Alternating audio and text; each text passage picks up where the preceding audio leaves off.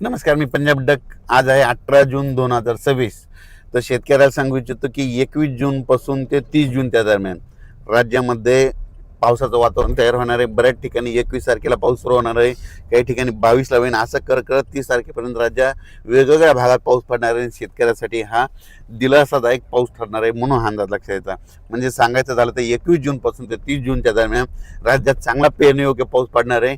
तो पाऊस सगळीकडे एका दिवसात सगळीकडे जाणार नाही, दररोज वेगवेगळ्या भागात जाणार आहे म्हणून हा अंदाज सर्व शेतकऱ्यांनी लक्षात द्यायचा.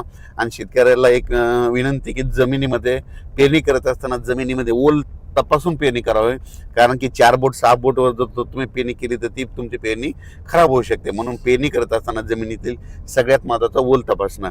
आणि त्याच्यानंतर सांगू इच्छितो की पेरणीसाठी आता उशीर झाला, तर उशीर झाल्यामध्ये जर कापूस लागवड करत असेल तर सगळ्यात महत्त्वाचं आता अंतर कमी करावं लागतं, कारण की अंतर कमी केल्याच्या नंतर मग कापसाला उतार येतो म्हणून हे लक्षात यायचं. म्हणजे उशीर कापसाचं अंतर उशिरा जर पेरणी झाली तर अंतर जवळ करावं लागतं, आणि लवकर पेरणी असेल तर थोडं अंतर वाढवावं लागतं. म्हणून काय होतं, ॲव्हरेजमध्ये चांगले येतं.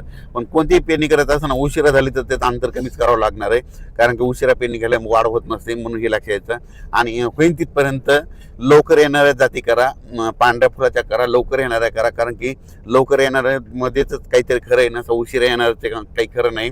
म्हणून होईल तिथपर्यंत लवकर येणाऱ्या जाती करा. आणि शेतीचं नियोजन करत असताना चांगली मशागत करून आपण आपल्या पेरणीची तयारी ठेवा. पाऊस पडल्याच्या नंतर जमिनीवर ओल तपासा, असं करीत नियोजन करून तुम्ही शेतकऱ्यांनी पेरणीची तयारी ठेवा. परत एक शेतकऱ्याला सांगू इच्छितो की यावर्षी दरवर्षी मी म्हणतो ना, जूनच्या शेवटच्या आठवड्यातच पेरणी होणार आहे. मी पहिल्यापासून सांगतो की निसर्गात 22 दिवस पुढे सरकारला आहे, पण याकडे कोणी दुर्लक्ष करतं. लोक जे अंदाज देत असताना निसर्गाकडे लक्षात देईना. निसर्ग काय झाला, हे ऋतुचक्रमान 22 दिवस पुढे सरकारले, थंडी 22 दिवस पुढे सरकेली, उन्हाळा 22 दिवस पुढे सरकेला, आणि पावसाळा 22 दिवस पुढे सरकेला. लहान मुलाला जर विचारलं तर पाऊस कधी येणार, तो म्हणतो 7 जूनला येणार. पण आता भविष्यामध्ये काय करावं लागणार आहे, आता 7 जून ऐवजी आपल्याला दरवर्षी म्हणावं लागणार आहे जूनच्या शेवटच्या आठवड्यात पाऊस येणार आहे आणि पेरणी होणार आहे असं म्हणावं लागणार आहे. कारण की हे भविष्यात ही परिस्थिती असंच राहणार आहे. पाऊस दरवर्षी 7 जूनला येणारच नाही, फक्त थोड्या भागात पडेल.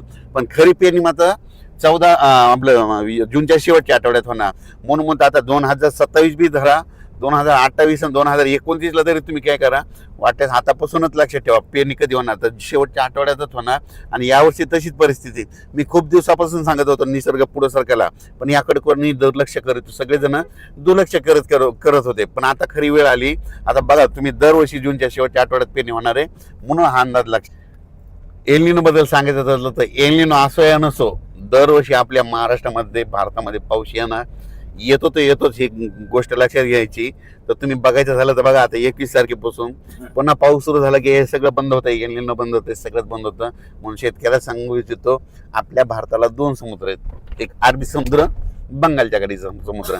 अरबी समुद्रामधून जरी पाऊस नाही आला तर शेतकऱ्यांनी एक तारीख लक्षात घ्या, 20 सप्टेंबर एक कॅलेंडरमध्ये लिहून ठेवा. 20 सप्टेंबरला एक पाऊस येणार आणि शेतकऱ्याची ज्वारीची पेरणी करून देणार. म्हणून हे गणित लक्षात घ्यायचं.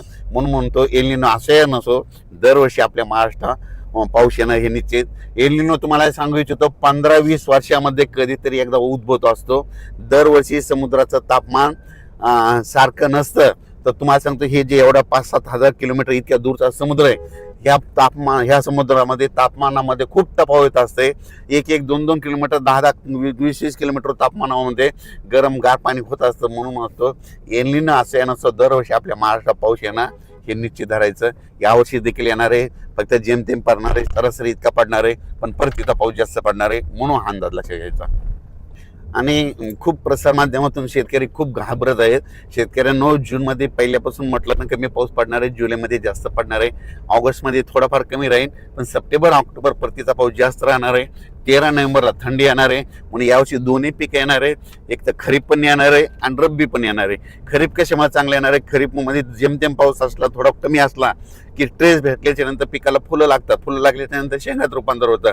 त्याच्यामुळे खरीपाचं पीक चांगलं येणार आहे. आणि त्याच्यानंतर रब्बी पीक कशामुळे येणार आहे, कारण की खरीप आणि रब्बीचा निवाडा करणारा जो पाऊस आहे ते एक पाऊस काय होतं, ऑक्टोबर म्हणजे परतीचा पाऊस पडणार आहे, त्याच्यामुळे ते निवाडा करणारा ते परतीचा पाऊस जास्त पडणार आहे. त्याच्यामुळे रब्बीचं पीक चांगलं येणार आहे. म्हणून शेतकरी हिताचं यावर्षी साल आहे, म्हणून हे लक्षात द्यायचं. आपल्याला बळ पडू नका आणि यावर्षी पाऊस पडणार आहे. धन्यवाद.